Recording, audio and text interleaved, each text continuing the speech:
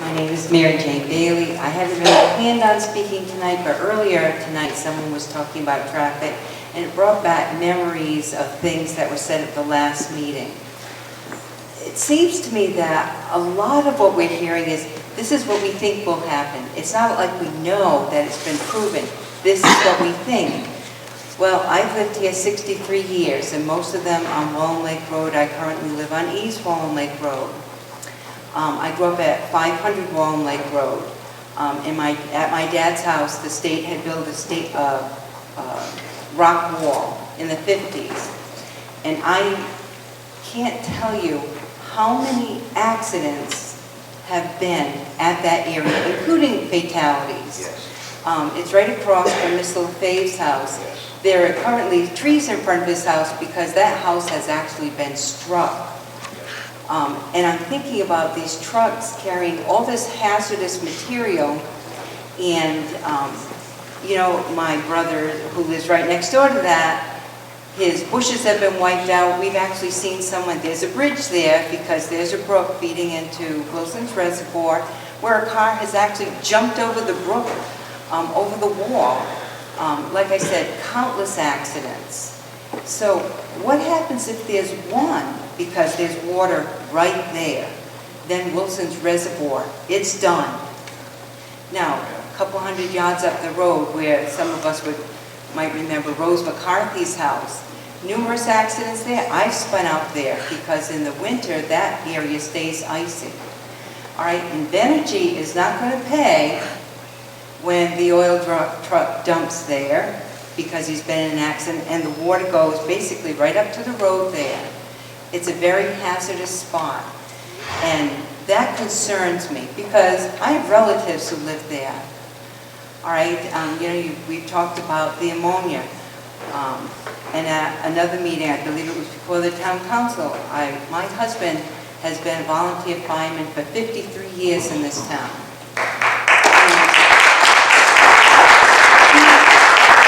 He has said to me a number of times over, during the day, people are in town.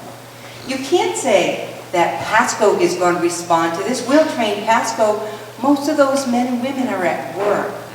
So nobody's trained these other people. And unfortunately for the policemen, years ago he said they had what they call the cop rule. Because policemen usually respond right away to a disaster. You wait and see, if the cop falls, you hang back. All right, and like they were saying about this video that was posted, a policeman died trying to save someone. Now, another reason this concerns me is because I am the principal of Community Christian School. Right there on Route 100, where all these trucks are supposed to go. And even though the state has finally realized that children need recess all the time, we've been doing that since our inception 40-something years ago. Our kids are outside often during the day because kids need that. If you look back at police records, that's another hazard. We've even had our electricity shut off during the school day for a telephone pole to be replaced there. Ask Pastor Speroni, who's lived there for 25 years. Numerous times where there's been an accident right there. What happens if there's an accident when I have kids out in that yard? If it's an ammonia truck, they're dead. The children are dead. That's right. If there's a call, I'm going to tie my husband down. I will not let him up there. All right, this is playing with our lives. All right, it's serious.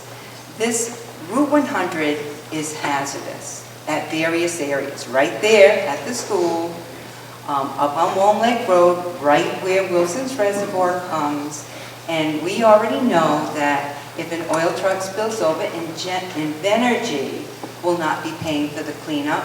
That little oil company will be. And by the way, they're going to go through 2 million gallons of fuel oil if they run the diesel in 3 days. How many trucks are going to have to go by that school and up Wallen Lake Road where all these accidents have been, even though their expert says it's safe? It is not. And anyone who has lived in this area, any amount of town, will tell you These accidents occur at those two areas on Route 100 all the time.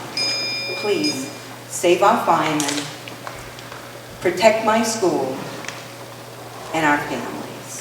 Thank you very much. Thank you.